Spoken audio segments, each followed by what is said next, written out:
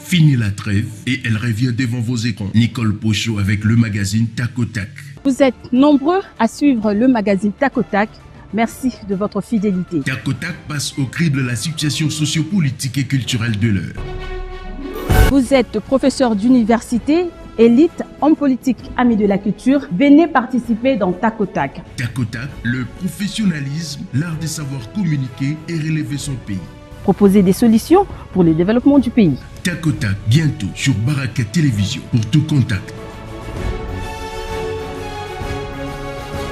Mesdames et messieurs, bonsoir. Bienvenue dans cette émission spéciale sur le dialogue avec comme invité André Siti Mulumba, secrétaire national de la CCU et interfédéral de la même formation politique pour le Kasaï central, parti cher à Lambert Mende Omalanga, ministre de Communication et Médias. Bonsoir, monsieur André Siti Mulumba. Bienvenue dans Tac au Tac Magazine. Et avec moi sur ce plateau, un confrère, un complice qui n'est même plus à présenter, avec qui j'anime Ambroise Mamba, DG de la RTEC Tropicana. Bonsoir Ambroise, comment vas-tu? Oui, ça va très bien. Je reviens à vous, monsieur André Siti Mulumba. Dites-nous, un dialogue sans les ténors de l'opposition, est-il crédible? Avant de répondre à votre question, madame, permettez-moi que je puisse vous féliciter et vous remercier de cette invitation que vous m'avez lancée. J'en suis fier et je tenais à tout prix d'abord à vous féliciter pour cela, vous remercier sincèrement. Bon, la question, je ne sais pas si c'est une question ou une préoccupation. Quand vous parlez des ténors, je ne sais pas, vous voulez parler de qui? Des ténors de l'opposition, le rassemblement de l'opposition, l'UDPS. Hein. Donc il y a les ténors d'une part et d'autre part, moi qui? Répondez. Vous connaissez les oppositions qui ne sont pas au dialogue, mais qui ne sont pas. Oui. Très bien, c'est ce que je voudrais effectivement que vous puissiez me préciser. Parce que parler de ténors, pour moi, je ne sais pas, c'est logique pour vous-même. Mais répondez quand même à la question.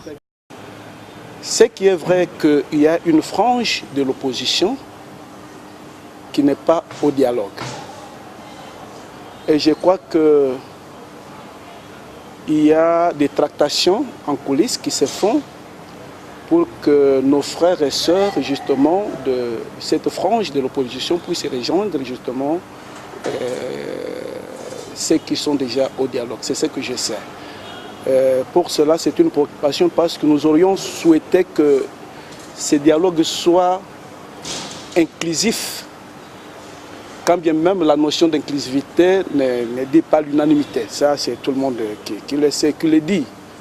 Mais parce que c'est une frange importante, surtout lorsque je vois un parti comme l'UDPS, lorsque je vois un parti comme SID, je ne viens pas ici pour faire la publicité de certains partis. Je crois que ce sont quand même les opposants, pas les moindres, qui peuvent rejoindre la cité de l'Union africaine. Et c'est très important.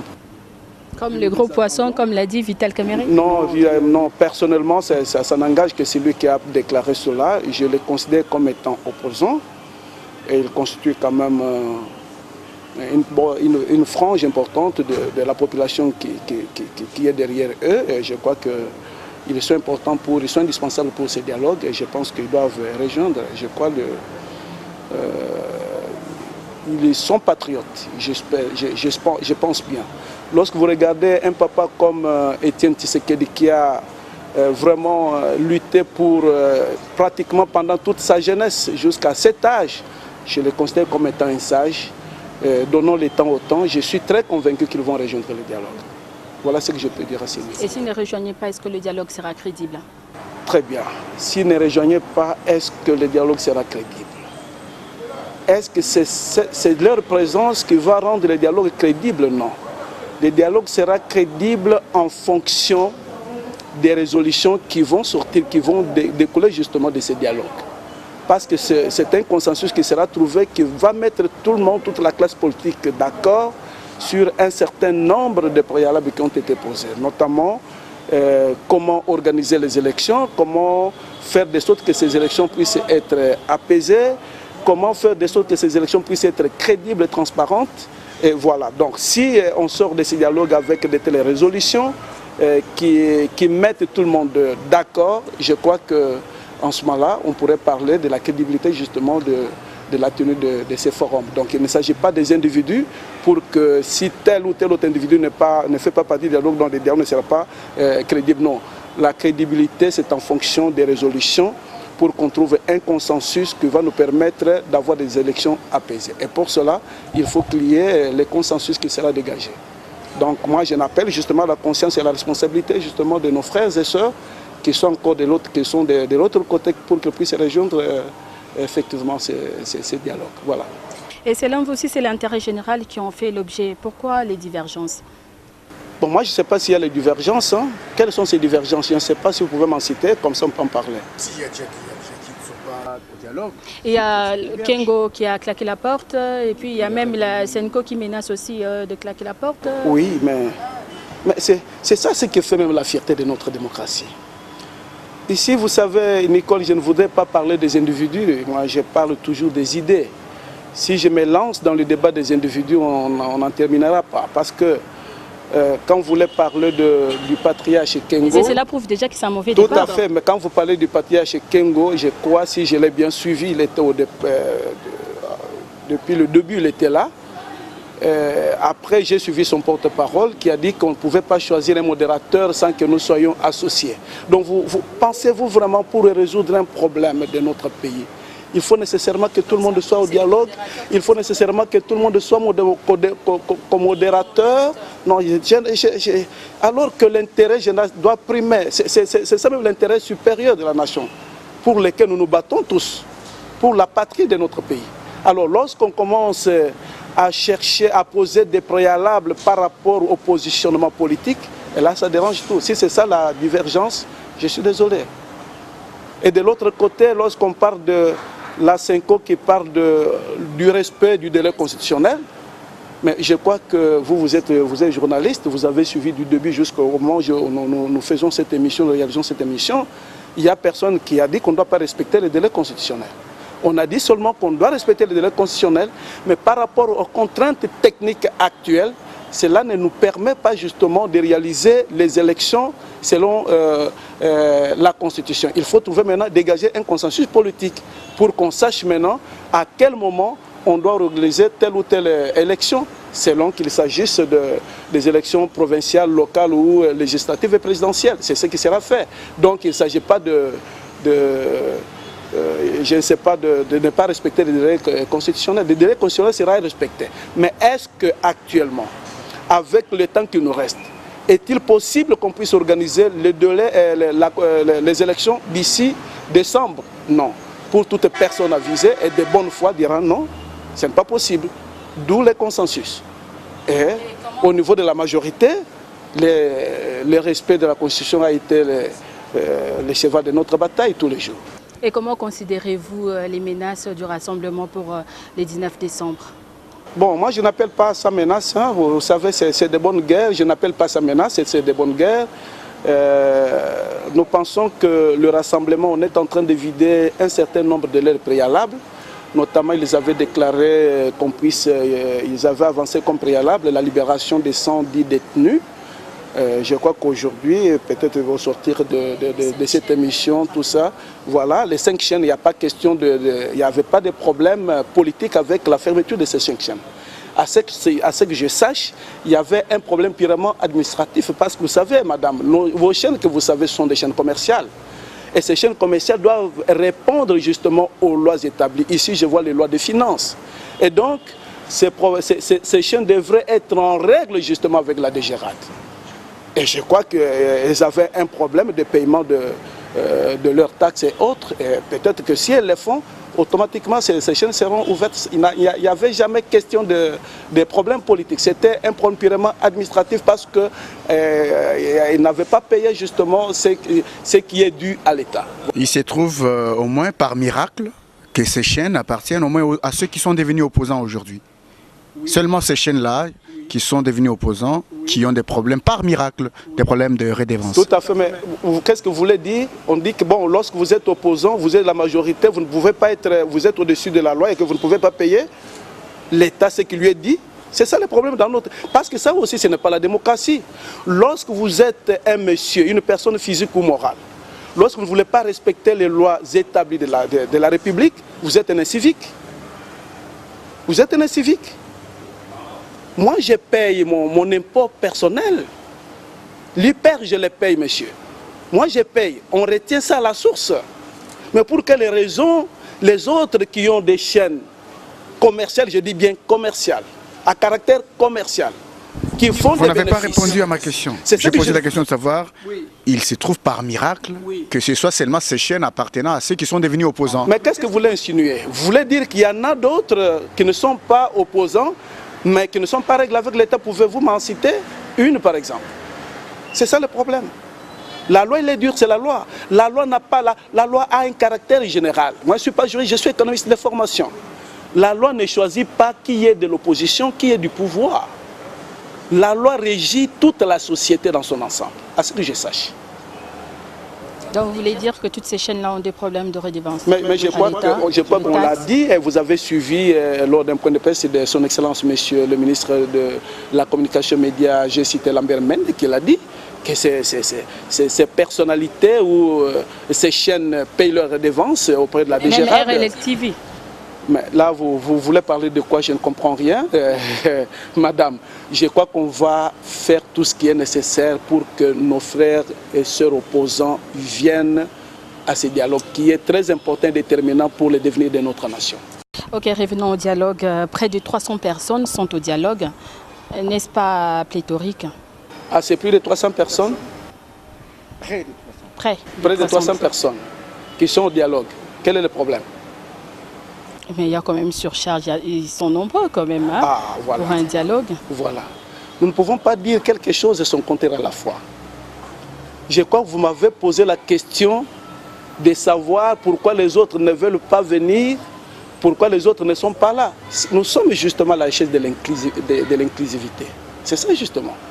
Il y a beaucoup de structures, beaucoup d'ONG, beaucoup de partis politiques, plus de 500. Et tout le monde voudrait être là. Donc maintenant, si vous me posez une telle question, par rapport à ceux qui sont au dialogue et ceux qui sont en dehors du dialogue, je pense que vous êtes journaliste, vous pouvez comprendre. Si vous allez aujourd'hui à la cité de l'Union africaine, vous allez trouver qu'il y a encore d'autres qui sont en train de faire des démarches pour y entrer. Parce qu'ils comprennent la nécessité et l'importance de ce dialogue, autour duquel nous allons trouver un calendrier consensuel qui va déboucher sur les élections crédibles, transparentes et apaisées. Et pour cela, tout le monde voudrait donner quand même un son de cloche. Oui, parlons du calendrier. Un calendrier électoral issu du dialogue est à souhaiter alors. Vous dites? Un calendrier électoral issu du dialogue est à souhaiter. Mais c'est ça, je vous ai démontré tout à l'heure que par rapport aux contraintes techniques, il n'y a pas possibilité au jour d'aujourd'hui qu'on puisse organiser les élections d'ici décembre. Vous avez suivi les organisations internationales, l'ONU, vous avez suivi l'organisation de la francophonie, l'OIF, vous avez suivi l'INELI, quelque chose comme ça, et puis la CNI. Et je crois que toutes ces structures ont démontré noir sur blanc qu'aujourd'hui, en République démocratique du Congo, il est pratiquement impossible pour que les élections soient organisées d'ici décembre. Et chacune des organisations a avancé la date. Pour certaines organisations, 10 mois, d'autres 16 mois, 17 mois. Donc vous comprenez que nous sommes au-delà. Comment trouvez-vous la contradiction entre la CENI et la MONUSCO quant à la durée de l'enrôlement? Donc 16 mois pour la CENI et 10 mois pour l'expert de la MONUSCO. Il n'y a pas de contradiction, madame. Le principe est le même. Quel est le principe? Pour tous sont unanimement d'accord que les élections ne se feront pas d'ici décembre. Dès lors que cela est établi, donc le reste, ça devient quelque chose d'accessoire. Vous semblez minimiser la question, monsieur André Mulumba Sibi. Vous semblez minimiser la question. 16 contre 10. Non, je m'excuse, il n'y a pas de contradiction. Parce que pour la MONUSCO, elle dit ceci. Le 10 mois, ça comptait de la date de l'enrôlement des nouveaux électeurs. Alors que pour la CENI vous dit que c'est depuis le mois de février. Lorsque vous passez du mois de février jusqu'au mois de juillet 2017, je crois que nous avons 16 mois ou 17 mois. Donc, il n'y a pas de contradiction. Alors que pour la MONUSCO, c'est à partir du mois de juin, si j'ai une bonne mémoire. Donc, il n'y a pas de contradiction. Mais pour moi, ce que je retiens est que tous sont d'accord qu'il y a impossibilité d'organiser les élections d'ici décembre. Et donc, il faut trouver un consensus. Revenons au calendrier électoral. Revenons au calendrier électoral. Souhaiteriez-vous qu'à l'issue du dialogue, les participants nous produisent un calendrier électoral, ou souhaiteriez-vous qu'après le dialogue, la CENI travaille pour qu'il y ait un calendrier électoral entre les deux? Je ne saurais pas répondre à cette question pour la simple raison que c'est ça justement les questions pendantes au niveau du dialogue. Donc il y aura au niveau du dialogue les options qui seront levées par les dialogueurs, s'il faut dire comme ça. Vous avez quand même un souhait en tant qu'acteur politique? En tant qu'acteur politique, je crois, pour ma part, aujourd'hui, la CENI a dit qu'il a laissé tout à la classe politique, parce que maintenant le problème devient purement politique en oubliant la question technique. Je crois que ce qui sera levé comme option au niveau du dialogue, c'est ce que la CENI va appliquer. Et quel est le scénario encouragé dans ces dialogues? Une transition avec ou sans cogestion? Parce qu'on est déjà dans les dépassements. Bon, ça, ce sont des questions qui sont en train d'être traitées. Personnellement, je suis patriote, je suis de la Convention des Congolais Unis, je suis lumumbiste. Monsieur, madame, je voudrais vous dire que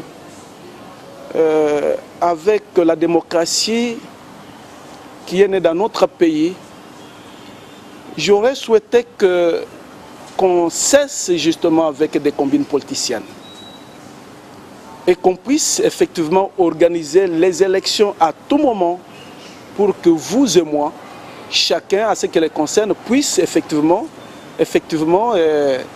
si vous êtes candidat aux élections locales, provinciales ou législatives, pourquoi pas présidentielles, que vous puissiez être libre d'y aller et que vous puissiez être élu par votre base ou par vos bases respectives. Et comme ça, la démocratie va être avancée. Mais avec tout ce qui se passe actuellement, mon souhait serait, c'est ça la conclusion, mon souhait serait que après les options qui seront levées par rapport au processus électoral, parce qu'il y a l'article 70 qui est clair, que le président de la République reste en place jusqu'à la nouvelle installation ou à la nouvelle élection du nouveau président pour que ce dernier puisse faire la remise reprise.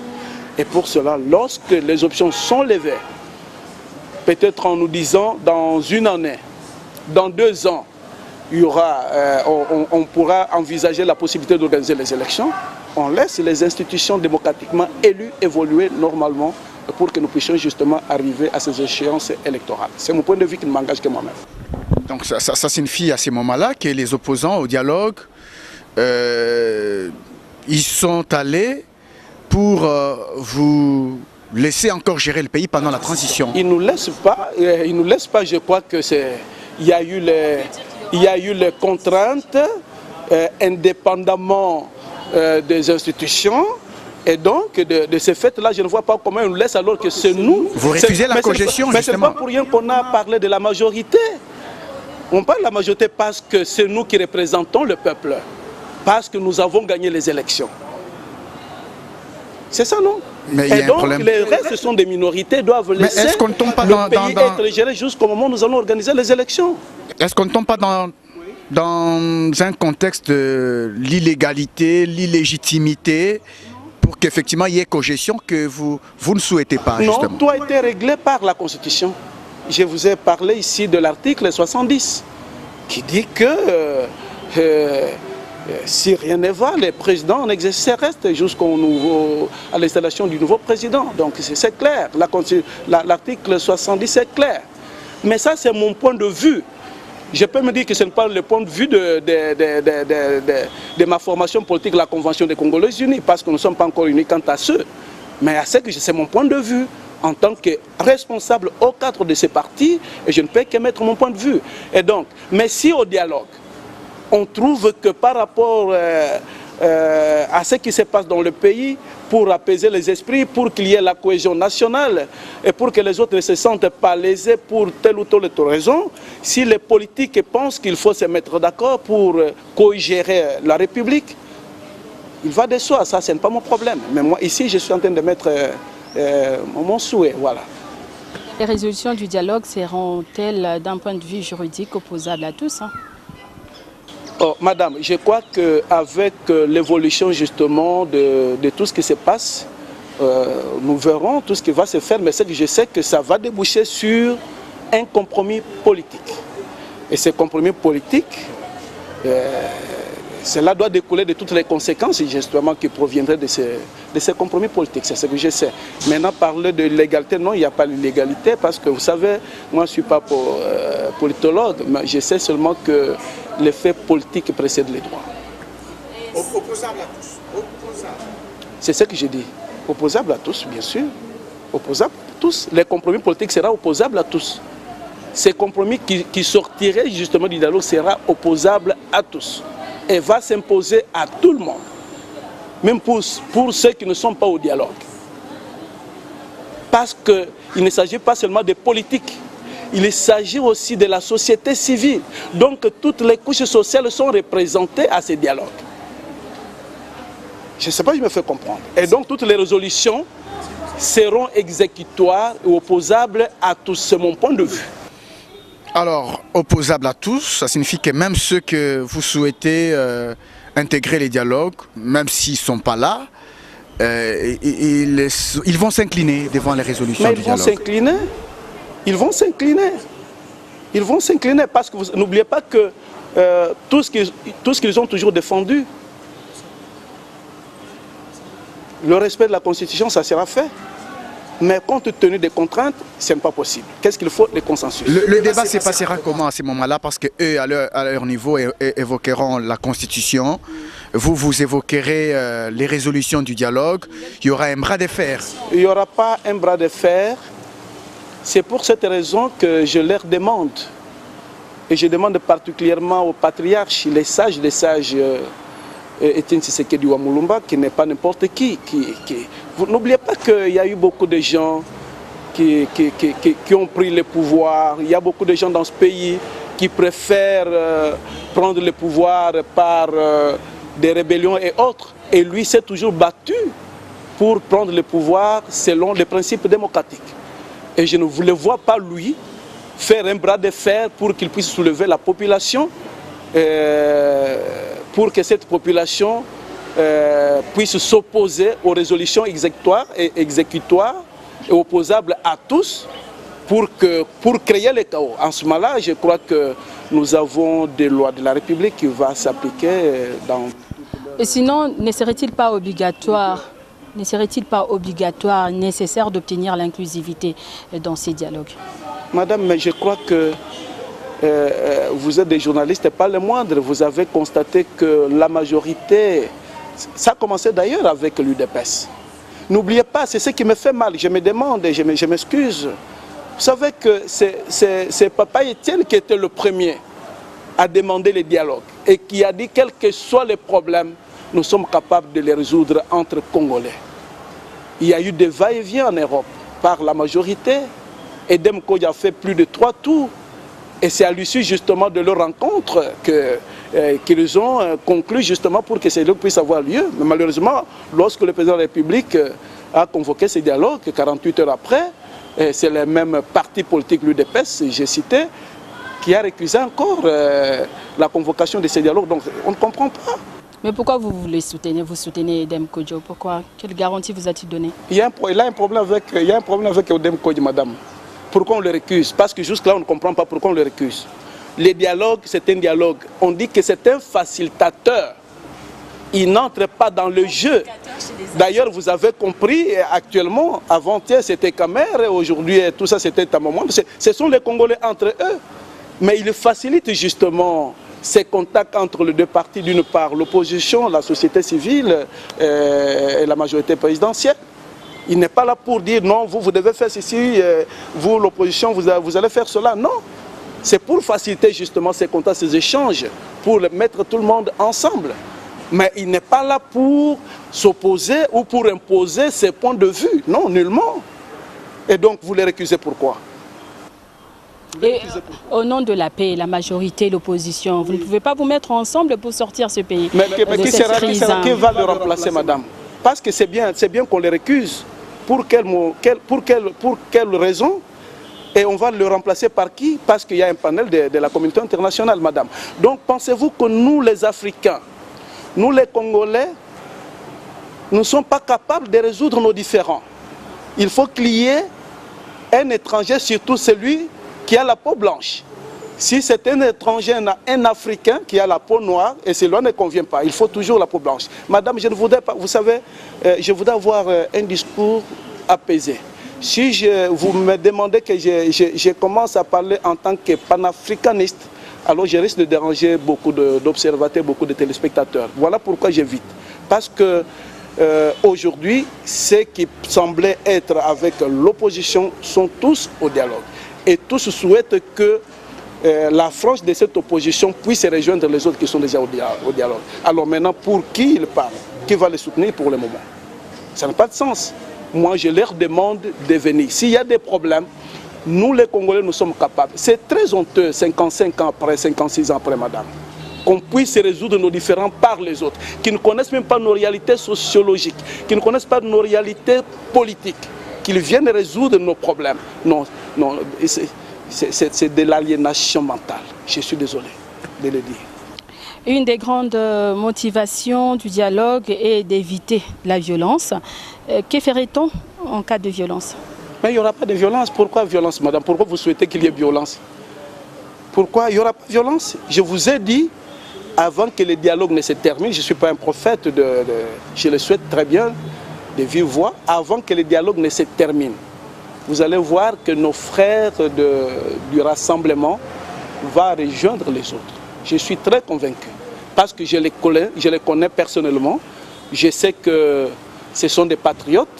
Ils ont avancé leurs préalables, qui sont en train d'être résolus.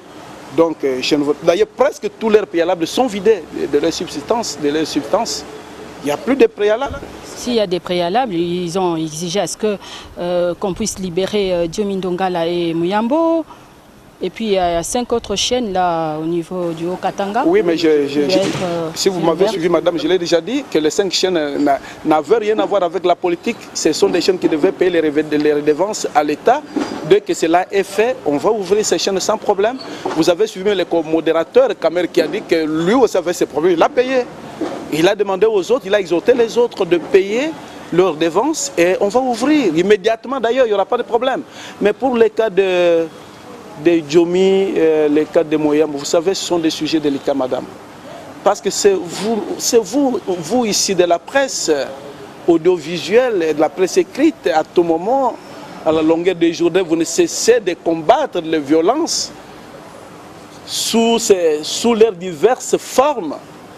Mais lorsque, aujourd'hui, parce que madame Nicole est journaliste qui est connue, monsieur Mamba est connu, donc lorsqu'il y a un cas de viol, il a été condamné, on le libère, mais c'est lui qui n'est pas connu. Parce qu'il y en a aussi autant qui sont arrêtés, qui ont commis ces mêmes forfaits.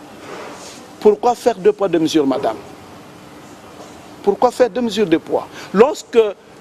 Lorsqu'il y a quelqu'un qui est en justice avec une tierce personne, il parle de l'escroquerie. Vous dites non, parce qu'il a l'étiquette d'un homme politique, il faut qu'on le libère. Mais pour les autres cas, parce que n'oubliez pas que les mêmes causes risquent de produire les mêmes effets, ça va avoir les effets d'entraînement. Et vous verrez les avocats qui vont commencer à sortir que vous avez créé la jurisprudence. Et donc, nos clients qui sont aussi en prison pour les mêmes faits doivent être libérés. Et c'est ce que vous voulez? Alors en ce moment-là, nous sommes dans un état de droit et qu'est-ce que nous voulons? Ouais, pouvez-vous quand même reconnaître, monsieur André Siti Mulumba, pouvez-vous quand même reconnaître qu'ils ont été arrêtés dans des conditions assez particulières, dans des contextes éminemment politiques? Diomi Ndongala, par exemple, à l'époque, il a refusé de siéger à l'Assemblée nationale. L'affaire des viols est tombée sur la table. Mouyambou, pendant qu'il s'opposait à la révision de la loi électorale, une affaire judiciaire du Katanga tombe sur la table. Et ils ont quand même été arrêtés dans ces contextes-là éminemment politiques. Bon, pour Mouyambou, lorsque vous parlez que bon, il avait une affaire, bon, il avait refusé, mais c'est ça. Est-ce que maintenant, quand il y a une affaire qui est tombée en justice, c'est venu de la majorité ou d'une tierce personne? La justice, elle est d'abord pour protéger les faibles. Mais qu'est-ce que nous allons faire avec ces faibles? Ils doivent être laissés à la merci de tout le monde parce qu'il y a M. Siti Mulumba qui se dit il est politique, il est ceci, il est cela. Pour briser, non, ce n'est pas ça. Mais qu'à cela ne tienne, ça ce n'est pas mon problème. Si c'est pour cette raison-là que les autres sont dehors, qu'ils viennent effectivement poser ces préalables encore pendant le dialogue. Je crois que M. Edem Koye l'avait dit, qu'il y aura les gens, il y aura des mesures, n'est-ce pas, des grâces qui seront prises avant, pendant et après le dialogue. Moi, je ne vois pas un problème. Si tel est le cas, qu'ils viennent et qu'ils posent ces problèmes au niveau du dialogue, je crois qu'il y aura toujours une solution lorsqu'on aura examiné, les cas de chacun d'eux. Il n'y a pas de problème pour moi. Et que répondez-vous à tous ceux-là qui jurent voir les élections dans le délai constitutionnel? Jusqu'à présent, pour eux, c'est dans le délai, le 19 décembre pour rien. Mais je vous ai dit que c'est le rassemblement, il faut citer le chat par son nom. Si c'est le rassemblement qui refuse, je crois que c'est de la mauvaise foi. Ce sont les gens qui souhaitent le chaos. Mais nous n'avons pas besoin de chaos, madame. Parce que lorsqu'il y a une crise qui arrive, la crise ne choisit personne. Lorsqu'il y a le chaos qui arrive, ça peut nous emporter tous. Le chaos ne protège personne. Ça peut emporter tous. N'oubliez pas, je voulais peut-être, je m'excuse, j'allais dire que vous n'étiez pas encore né. Alors, nous avons connu le moment difficile pendant la période 90, avec le multipartisme politique. Et pendant ce temps, je vous dis qu'il y avait l'Union sacrée, qui était une structure politiquement forte, avec des grands ténors comme les Lambert Mende et autres. Vous comprenez? Mais quand Mobutu était presque à sa fin, on pensait probablement que c'est l'Union sacrée, à travers Etienne Tshisekedi, qui devait avoir le pouvoir. Mais curieusement, le 17 mai, nous avions été surpris tous que c'est l'AFDEL qui est venu effectivement accéder au pouvoir. Et c'est pour vous dire tout simplement, j'insinue seulement pour dire, c'est bien. Mais si ce chaos qui est envisagé par cette France, par le rassemblement arrive, ils prendront toutes leurs responsabilités et le peuple congolais, ils seront responsables devant le peuple congolais, devant l'histoire. Parce que nous n'avons pas besoin de ces chaos, nous n'avons pas besoin de cette crise. C'est pour cela que nous voulons que nous puissions nous mettre tous autour d'une table et que nous puissions parler en tant qu'enfants de ce pays. Parce que notre patrimoine commun, c'est la République démocratique du Congo. Nous n'avons pas un autre pays, c'est la RDC. Et pour cela, nous devons être patriotes. Je leur demande vraiment, je lance un cri d'alarme pour que ces frères arrivent vraiment, parce que nous avons besoin d'eux. Je ne dis pas que tout ce qu'ils disent c'est mauvais, mais il y a des choses qui peuvent être traitées justement autour de ces dialogues. Il y a quand même eu un miracle qui s'est produit au dialogue, une pêche miraculeuse. Kamere qui n'était pas attendu au dialogue, il se présente au dialogue et puis il est comme modérateur désigné de manière unilatérale et dans l'opinion il y aurait même une somme de 500 000 $ américains, on en parle dans l'opinion, il y aurait une somme de 500 000 $ américains juste pour pêcher Kamere comme interface de la majorité au dialogue. Je m'excuse, vous savez, je vous ai dit ici qu'il m'est difficile de parler des individus. Moi, je voudrais parler des idées. Parce que si nous parlons des individus, ce n'est pas bon, ça ne nous avance pas, ça ne va même pas avancer notre débat. Lorsque vous réduisez un monsieur comme Vital Kamere au niveau de 500 000, c'est que vous ne le connaissez pas. Il est trop peu d'argent selon André Mulumba Siti. C'est-à-dire que vous ne le connaissez pas mieux. Ce monsieur a occupé des grands postes, des grandes responsabilités politiques dans ce pays. Comment pouvez-vous penser qu'il peut manquer 500 000 $? Il peut se faire acheter pour 500 000 $. Non, c'est de l'injure tout simplement. Voilà, je ne voudrais pas parler de ça parce que je risque d'être confondu à l'opposition, alors que lui il est de l'opposition, moi je suis la majorité. Cette pêche miraculeuse, comment elle s'est passée selon vous? Nous devons éviter. Pouvons-nous comprendre que ceux qui l'ont quitté parce qu'ils ont été aussi corrompus quelque part? Faisons les raisonnements par l'absurde. Pouvons-nous comprendre que ceux qui l'ont quitté de son parti l'ont quitté parce qu'ils ont été aussi corrompus? Non. Ça, c'est ceux qui pensent cela, c'est de la bassesse d'esprit. Moi, je pense que Kamer, ce qu'il a fait, c'était un acte patriotique. Et personnellement, je le considère comme un patriote qui a compris l'enjeu. L'enjeu, c'est quoi? C'est la sauvegarde de notre patrie, la sauvegarde de notre parti. Il a évité effectivement le chaos, il a évité la crise. Il s'est dit, je vais me battre là à l'intérieur pour que je puisse sauver là. Pour preuve, il est allé, aujourd'hui où je vous parle, 110 détenus politiques, que vous avez dit politiques, seront libérés. C'est-à-dire qu'il a mené le combat à l'intérieur. C'est ce que je demande aux autres là. Mais aller dans les calomnies, dans les propos diffamatoires, tout ça, c'est de la mauvaise foi tout simplement. Et je pense que les Congolais, particulièrement les Kinois, ne sont plus encore dupes. Il y a eu des accords. Ne sont plus dupes. Ils comprennent l'enchaînement, tout ce qui se passe maintenant au niveau du dialogue. Moi, je ne peux pas me remettre vraiment pour parler de cela. Je pense que c'est de la mauvaise foi. On cherche à le diaboliser pour rien, alors que lorsqu'il a été choisi, vous n'avez pas vu les gens de l'opposition. On va évoluer, M. Il y a eu un consensus au niveau de l'opposition et l'opposition aurait présenté justement M. Kamer comme modérateur. Il y a eu des accords secrets qui ont été signés, UDPS, majorité, la majorité c'est votre famille politique, des accords secrets qui ont été signés bien avant la réunion de Gemval, bien avant la naissance du rassemblement. Ces accords secrets, le facilitateur en a parlé lors de l'ouverture du dialogue. Il a même menacé de mettre à la place publique les contenus de ces accords secrets. Jusque-là, l'UDPS n'a pas intégré le dialogue, mais ces accords restent inconnus. Mais vous, les journalistes, vous êtes compliqués, vous êtes très dangereux. Moi, je n'ai pas suivi et Dem Dion me dit qu'il y a eu les accords secrets. Et Demokodio dire qu'il y a eu les accords secrets et que si ça ne va pas, il va les mettre sur la place publique. Non, je n'ai jamais entendu ça. Vous dramatisez beaucoup. Je crois qu'il a épinglé un point en disant il y a eu un accord qui a été signé entre la majorité et l'UDPS. Et je ne voudrais pas entrer dans les détails. Vous vous contredisez en même temps vous-même. Je ne voudrais pas entrer dans... Je parle je rapporte justement ce que j'ai entendu de Demko. J'étais dans la salle. Que je vous réserve les détails. C'est ce que j'ai retenu de lui. Mais je n'ai pas suivi les accords secrets et que si ça ne va pas, il va mettre ça sur la place publique. Non, John. Monsieur, tout ça, non, ce n'est pas ça. Ce qu'il faut retenir, et qu'aujourd'hui, nous n'avons pas question de faire le procès d'intention à qui que ce soit. Nous voulons qu'il y ait un consensus autour des échéances électorales. Pour cela, nous aurions souhaité que tous les politiques, notamment les gens du Rassemblement, nos frères du Rassemblement, qu'ils viennent se joindre à nous, parce que je vous ai dit ici qu'ils sont importants pour qu'ils puissent donner aussi leur son de cloche à ces dialogues. Et ça va faire même avancer les travaux. Personne ne les minimise. Ce sont les acteurs importants de notre pays. Je dis bien que ce sont les acteurs importants. Nous voulons qu'ils soient là. Et ça fera même la fierté de notre pays.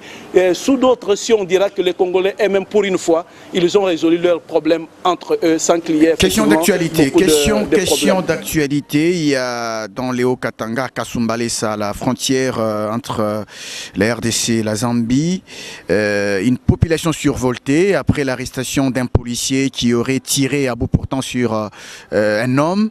Cette population est survoltée. Il y a eu des casses, on a brûlé des voitures, ainsi de suite. Le gouverneur du Haut-Katanga n'a pas été bien accueilli par la population selon les informations en nos possessions. Est-ce que cette situation ne risque pas de dégénérer s'il est mal géré? Monsieur le journaliste, ça c'est un fait divers. Ça, ce sont des cas d'insécurité qui se commettent de manière isolée.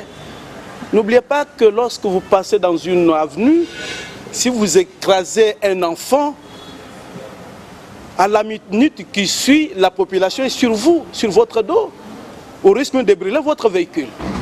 Deuxième chose, lorsqu'il y a une autorité politique qui arrive, pendant ce temps, la population ne peut ou ne pas accepter justement d'accueillir cette autorité. Mais cela n'a rien à voir avec les problèmes qui touchent à la nation. Ce sont des cas isolés et qui se commettent pratiquement tous les jours, mais ici à Kinshasa. Quand vous allez à Kimbanse, que vous allez à Kingasani, on tue par même les bandits. Mais lorsque les bourgmestres arrivent, on les chasse même par la population. C'est un sentiment normal lorsque vous perdez votre être, votre frère, votre soeur, qui est un être cher justement. Je crois que le premier réflexe, c'est de dire que l'autorité n'a rien fait pour que cette situation ne puisse pas arriver. Donc ça, ce n'est pas un problème, c'est un cas isolé qui n'a rien à voir avec les problèmes qui touchent à notre nation. Et brièvement, une proposition pour sortir notre pays de cette crise ou pour le développement de notre pays. Avez-vous une proposition? Pour le moment, la proposition, je suis d'abord très content parce que le dialogue a commencé. Si vous suivez de plus près ce qui se passe à la cité de l'Union africaine, je crois probablement aujourd'hui on va mettre en place différentes thématiques. Pour moi, c'est à l'issue justement de ce dialogue qu'on aura des propositions concrètes pouvant justement déboucher sur un calendrier consensuel. Et pour cela, il faut qu'il y ait un compromis politique. Mais j'insiste en disant qu'il ne peut pas y avoir un compromis politique sans que tout le monde puisse vraiment être intéressé justement à ce qui se passe. C'est pourquoi nous sensibilisons ceux qui sont encore dehors d'y aller parce qu'il s'agit de la survie de notre pays. Il en va vraiment de la crédibilité même de notre pays vis-à-vis de l'extérieur en disant les Congolais sont devenus majeurs, les Congolais sont devenus sages parce que pour cette fois-ci, ils ont résolu leurs différends sans qu'il y ait beaucoup de casse. Et ça serait une bonne chose. C'est ce que je peux dire à ce niveau parce qu'aujourd'hui, ma proposition, je crois que se trouvera dans les chefs de ceux qui sont déjà au dialogue. Oui, la fois passée, nous avons reçu le secrétaire général de l'UDPS, le nouveau Jean-Marc Kabunda Kabound, qui a laissé une question pour vous de la majorité. Et suivez la question.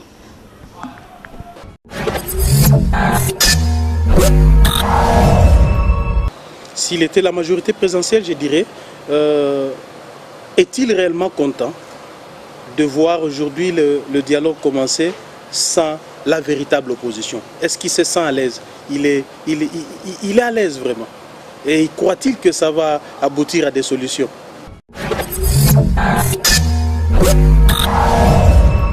Sans l'UDPS en fait. C'était ça sa question qu'il avait laissée pour vous de la majorité.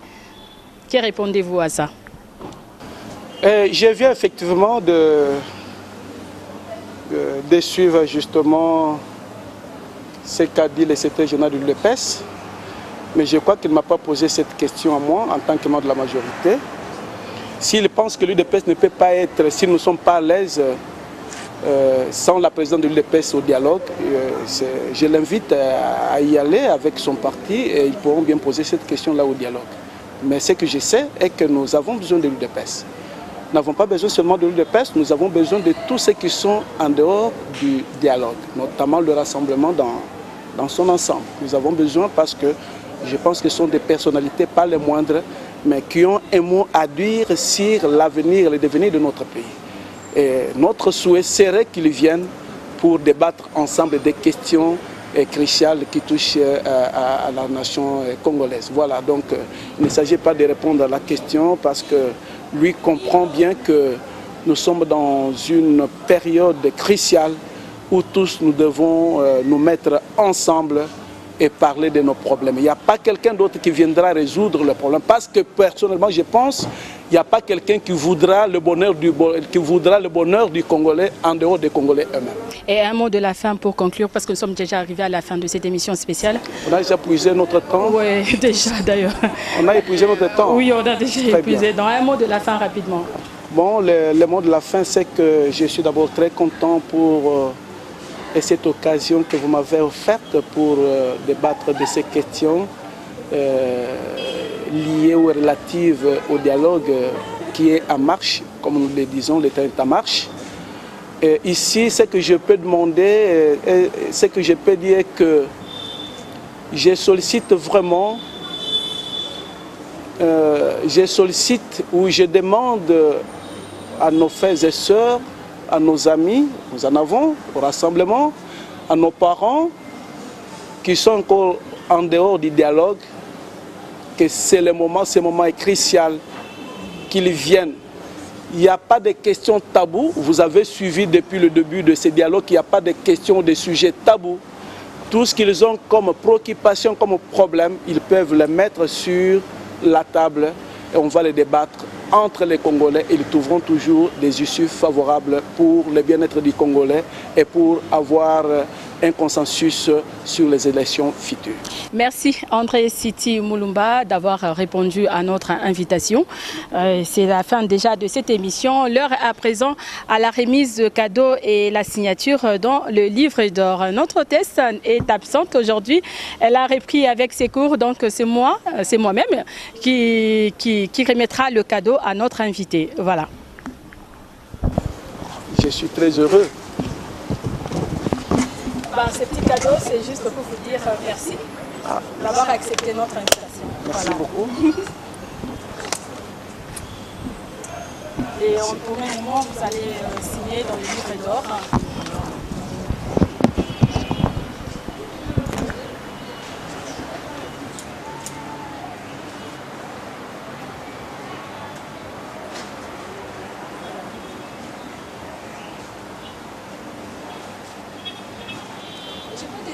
Mesdames et messieurs, c'est la fin de cette émission spéciale sur le dialogue national. Je rappelle que nous avons reçu pour vous ce soir André Siti Moulumba, secrétaire national de la CCU et interfédéral de la même formation politique pour le Kasaï central, parti cher à Lambert Mende Omalanga, ministre de Communication et Médias. Merci à vous de l'avoir suivi. Vous suivrez cette émission en rediffusion le dimanche à 12h30 sur Baraka Télévision. Merci Ambroise Mamba.